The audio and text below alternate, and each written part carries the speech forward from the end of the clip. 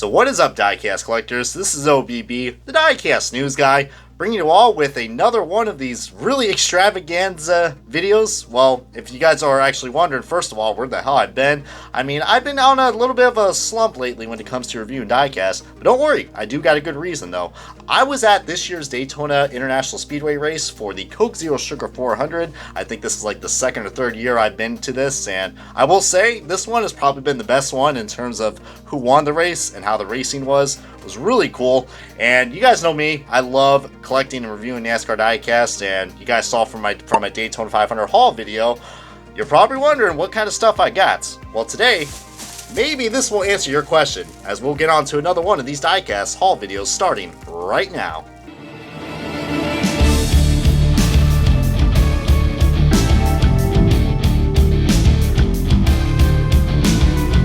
And alrighty folks, we got this diecast. Well, we actually got a bag of diecast. And see, with this nice little cheaply made cardboard with the words Daytona. So don't know who's the schmuck that wrote that, but I will say he really loves his O's. But anyways, we can probably get rid of this shit. There you go. Now I am Daytona.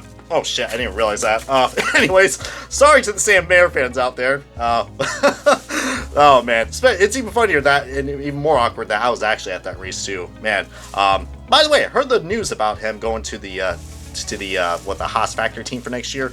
But you guys probably wondering which diecast dealers I went to. Well, I will say it's not going to be as big and extravaganza as the Mega Diecast Haul because, well, I want to point this out real quick before we get on to the diecast haul. There was only a total of 2 diecast tents at the flea market, which is really concerning, and that's why I encourage a lot of you guys to check out a lot of the cool diecast dealers that I mentioned in my reviews, including these 2 guys right here. Mead Motorsports, you guys know me, I am a huge collector and a big fan of Mead Motorsports, and I'm going to probably cover up that number because that will give away of what the price is of what cars I got, and you can also play the guessing game of what cars I got for each of these guys. And my other one is technically my local diecast dealer known as Daytona Racing Souvenirs and Hobbies. Really cool place. If you guys are in the Daytona Flea Market area, they are open on the weekends. Well, I don't know, I'm showing you guys the back of that. That's the 2021 schedule. But all the information's right here. So, hey, and we can also play the guessing game of how many cars I got in this diecast haul, which by the way, a little funny story about Mead Motorsports as well. He even guessed how many diecasts I was going to buy. He said 12, so we'll see if Dennis Mead is correct, and I want to hear you guys' thoughts about that. But now, let's go ahead and unbox, well, since these cars are already out of a box, not really, and showcase what I got from Mead Motorsports, as I'm hoping that bag is probably not as loud, but heck, if you guys want some ASMR quality, you're definitely getting that shit today. Me and my freaking $20 Marshall's mic, but just kidding though, upgrades coming soon for you guys. So, I actually really love this place, Mead Motorsports, because not only they have a lot of good selection of 2024 NASCAR diecasts, but $9 for 2024 164s, and I bought 5 of them. So if you guys are wondering which cars they're going to be, I will tell you that they have to do with a Ford Mustang, and this one is probably the one to start it off right now. Ladies and gentlemen, I'm glad to say that I got this car for only $9, and the other 4 I'm going to show you guys right there. So $9, you can't beat that for a 164 scale diecast. Literally $1 more than what you get at Target for the Winter Circle cars. But here it is, the first car, and it is the 00 car of Cole Custer, is Andy's Frozen Custard, or more appropriately, I can say that this is, I usually say, oh wow, it even says that on the freaking car, guys. It even says, freaking Cole Custard. That is really cool. I mean, that is literally the best brand name recognition out there, also along with Brad Keselowski. But yeah, let me know if you guys have actually had this Andy's Frozen Custard. I don't think I've even tried it yet. They probably got some in Florida, if I had to guess. But this is also on a new mold as well, from the looks of it. The Ford Mustang Dark Horse. I mean, I know my camera quality is not looking the best right now, but don't worry, we're going to get a nice, good quality shot right there for you guys. The 00 car for Cole Custer. My God, look at this thing. This thing looks pretty cool. Of course, not showing you guys the best quality, because most of the lighting's coming up to your boy. But heck, I didn't realize this shirt, my shirt even matches this car, which is pretty funny. Shout out to the Junior Motorsports hauler as well. I picked this thing up for 15 bucks at a clearance rack, and heck, I mean, I think Luke created the graphics on these. Really loving these. So yeah, Junior Motorsports, man. If you guys haven't checked out their shirts, recommend you guys do. But that is a cool diecast to pick up right there to start things off. So the next 2024 diecast, well, since we are talking about Xfinity diecast, as I'm literally holding my my freaking Now, I almost said spotlight. Good lord. If it was a spotlight, Brian, I'd be blind. I'd be like, okay, I can't do any diecast reviews. But here is the Daniel Suarez Calling Racing diecast. The Wendy's car that he drove at this year's Daytona Xfinity race, the day race. I might have reframed that because, heck, we already had that really cool Xfinity race that just happened for the Wawa 250. Also, I got a free shirt out of the little midway section, so heck, I do love me some Wawa. Shout out if we got any people who know what Wawa is, and I definitely recommend it. I will say, I eat that shit for lunch. But speaking of something else I do eat for lunch, another car that matches just like my shirt, we got my girl, Wendy's. I mean, that is a really cool looking car, guys. You got the, the famous Wendy's logo, and you got the little, the freaking, I like to call them the piggy lock stockings, freaking ponytails. But as you can see, this diecast is really already taking me out of breath because this is a really unique car, guys. It is on the Chevrolet Camaro, which is nice, but a calling diecast, which, I mean, we usually don't get that much calling diecast released in the Gold Series, unless your name is AJ Allmendinger. But yeah, that's going to be another cool one to review for you guys. So we already spent $18, and I will say, we're off to some great stuff. I mean, also, I just realized this has been a good year for Xfinity diecast. I mean, man, we've had a lot of cool. Comment below which Xfinity diecast has been your favorite so far. And, well, this next one I'm about to show you is technically not a 2024 car, but it is a 2024 release. And I got to give a quick shout to my good buddy Garrett's Diecast Buffet, because probably without his diecast review, I wouldn't be even hesitant to get this car. You guys know me, I love the NASCAR Classics line, so when we know that a certain anniversary came up for this guy and this team, you know it was going to be cool. But what did I tell you that this is a new release you can pick up right now. This is a Tim Richmond, if I'm not mistaken, his 1986, I know I'm cheating, Folgers Spring Pocono race winning car. And this is on a, as you can see, a different mold as well. This is on the 1986 Chevrolet Monte Carlo. What a fantastic looking release that we got right here, guys. This is something that we should have had in Wave 2 of the Henry Motorsports 40th anniversary set.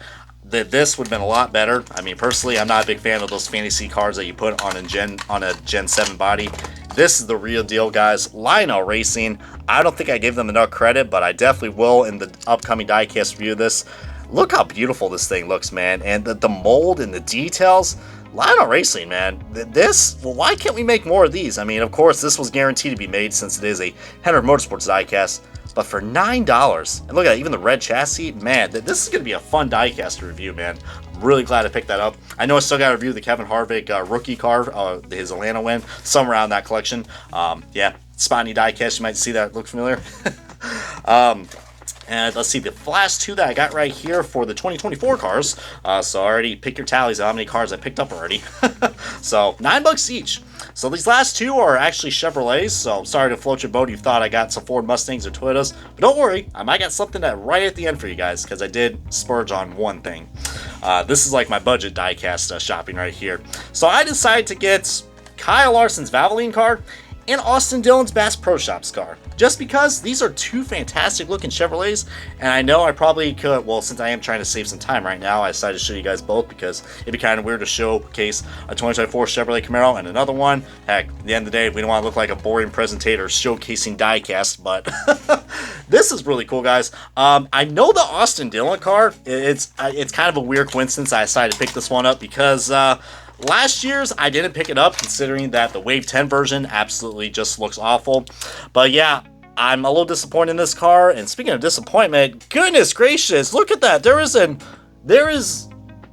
literally an orange paint speck on my thumb. Really? I just saw it. Look at that. What? How did I even pick this thing up? Man, you know me and Lionel Racing Diecast, they don't like me at all. But I was trying to say before I got distracted by, a quality control moment by Lionel Racing. You guys are definitely the best. We have a small number. The Austin Dillon car has a small number for the second year in a row, which is absolutely disappointing. Some people are going to be like, oh, it doesn't look that small. Looking this to the Kyle Larson car, yeah, there's a big difference. That 3 is really small. But, God, wouldn't have this issue probably if I don't know who does the renders or who's the guy who sends out the RCR who sends out the renders for Lionel, because can't blame Lionel. That's RCR. I don't know, probably could have been Richard Jones himself that said that's good enough, boy. But this is going to be a fun to review. But as you guys can definitely tell, I mean, I don't really want to pick fun of any drivers, but Austin Dillon probably I think is my least favorite driver now. So that's official now on my videos. So and now showcasing the Kyle Larson Valvoline car. This one I was waiting on for quite a while because we are going to get a Sonoma raced version of this car coming out soon. But I decided, heck, this car looks really cool, even though the camera's not showing the best quality of that. I mean, the red doesn't look as bright and vibrant, but it will on the diecast reviews. This scheme kind of grew on to me, even though I am starting to see, oh no, that's just how the paint scheme is. There's a little blemish right there where the corner panel is, where that 5 right there is at the corner, spiked up a little bit. But this scheme has kind of grown on to me. I don't know, I just really love the color red. And, I mean, Larson is one of my top 5, probably top 3 favorite drivers in NASCAR right now. So, heck, can't go wrong with the Kyle Larson Valvoline card. So already, those 5 cars, I mean, that was like $45. So if you want to do the math, $9. So that is already a good deal for 5 cars, because usually that would cost like $11. But where I tell you that we are not done with the 2024 diecast. No, sir. Mean Motorsports not only has good deals when it comes to the 164s, but also the 124s. But he had some 2023 cars, and he was doing a deal that was 3 for $25. And think about that, that's like $8 a piece. That was a good deal. So I decided, what the hell? I got to get some more 2023 cars, even though we're in almost the end of 2024. It's getting close. Still want to review some diecasts that I actually, well, I don't know, yeah, I think 2 of these diecasts I'm about to show you, I actually saw these cars in person. This one right here is really cool. We got the Chris Buescher Coke Zero Sugar 400 race winner from last year at Daytona. Of course, I got this car because, heck, of course I'm going to get this diecast because 1, I love confetti. 2, I saw this race. First time I ever saw Chris Buescher win in person, so that's really cool. And it's just a fantastic scheme. And keep in mind, this car I'm showing you guys has a foil number, which usually, it's an expensive car. I got this for $8. $8 for a race version car. I mean, practically, this almost is like the same price as a Winter Circle car. But I got black interiors. So, an absolute steal. I mean, look at that. Look at that shiny foil number. It just looks shiny and just so present.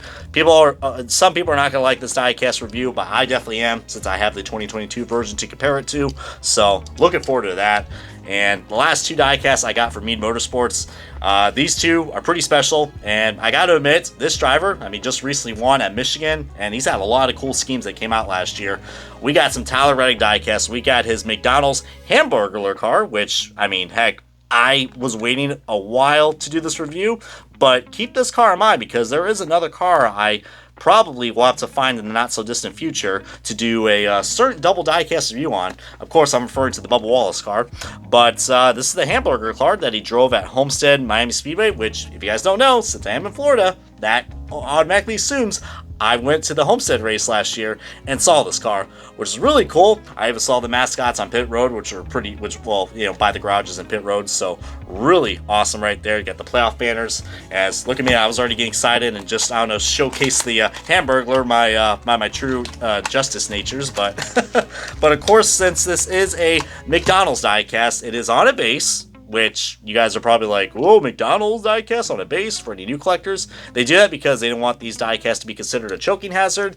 And if you guys ever want any 2311 diecasts, the Gold Series is the only way you can get this diecast and the other one I'm about to showcase right now, because if you guys don't know about the news, I do want to say this more often so people can stay up to date. A lot of you guys might know, the 2311 Racing, they no longer want to sell their diecast in the retailers and NASCAR Authentics. Just because, I don't know, I guess it just hurts their brand or something like that, which is pretty unfortunate. But hey, there is the Tyler Reddick diecast, and then we got the J Balvin car, which, if I'm not mistaken, this was another playoff car, and probably is, call me crazy, this has been, oh yeah, this one is definitely my favorite, guys. This one has like a nice matte finish to it, and it's got a lot of unique colors, especially if you guys are a big fan of J Balvin. And you know, I'm not too quite familiar with that, but I'm assuming he's like some sort of like, I don't want to make any guesses, but I know he's a pretty popular artist in like, I don't know, in like the certain times that we have right now, so, but it's really cool. I have heard his name, but just never really listened to his music. You know me, I'm more of a rockhead guy, but this is a cool diecast, guys, with the Jordan brand logo. every time I see a Jordan brand car, I recommend picking it up, especially for you shoe collectors. I'm glad we have these, man, because heck, if we got stuck with just monster diecast, we'd be screwed. So, because they're so strict with licensing. So that wraps up, not this video, but what I got from Mead Motorsports. And now we're going to see what I got from Daytona Racing Souvenirs and Hobbies. So already together, I spent $70, so my budget was $100. So Daytona Racing Hobbies, they were selling their 2024 diecast. Usually they're $12, but during race weekend, they discount them to $10. So $10, you can't beat that. And now you guys are probably wondering which cars I got as we're going back to the bag. So we're going to pull these things out. And, well, here they are, guys. Here are the 3 diecasts that I picked up from Daytona Racing Hobbies. The first one up is a Matt Mills truck. You know, I was having a lot of people requesting me to finally do a diecast review on this. All these diecasts I'm showing you guys, I was planning to pick up a spoiler diecast, but I said, you know, save some money on some shipping, even if you use my promo code down below. This probably would have been a better option to get at the races because, like I said, $10, you can't beat that. And it's really cool that we have a 42 Nice Motorsports truck released. Well, it's not the first time, and we've had some Carson hosts of our diecast released for quite a while now. But this is really cool. A first for Matt Mills. I'm really surprised that this thing actually made MOQ. I bet the sponsor, JF Electric or Matt Mills or Nice Motorsports, just, I don't know, bought the minimum order quantity, which is what these cars produced, 2,500. So yeah, that is really nice, guys. So if you guys want me to get some variety on this channel, we got it right there. And these last 2 diecasts I got from Daytona Racing and Hobbies, as I don't know, I keep saying, I don't know, I got so much Daytona in my head, I'm just like, Daytona, Daytona, Daytona. Felt like Daytona Day, damn it. This is the last 2 diecasts I picked up from these guys. Of course, they were both ran at the Homestead Miami Speedway, along with the Tyler Reddick cars. So, yeah, we are going to be doing a double diecast review on the Bubba Wallace and Tyler Reddick McDonald's specialty cars.